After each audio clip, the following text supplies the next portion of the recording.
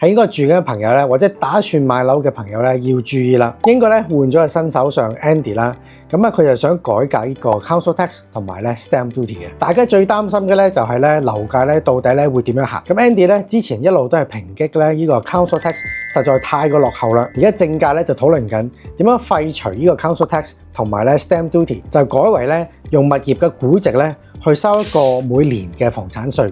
大概咧係物業嘅0.48%。咁呢個數意味住係咩咧？就係話，如果呢個物業大概可能係20萬英鎊咁樣啦，咁其實每一年咧你就要俾大概係960鎊嘅呢個稅啦。咁啊其實咧就幫北部啲物業咧係鬆一口氣嘅喎。但係如果呢個物業喺倫敦，咁啊咪要貴啲啦。可能係如果120萬英鎊嘅話，你就係咧會交緊咧5700鎊嘅物業稅啦。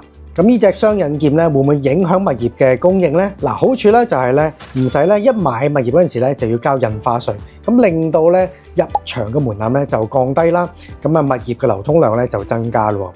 但調翻轉咧，咁隱患咧就係咧持有物業咧個成本咧長遠嚟計咧可能會拉高，就可能會打擊一啲嘅包租公啦，或者外國嘅投資者，令到一啲可能新盤、一啲私人嘅物業咧。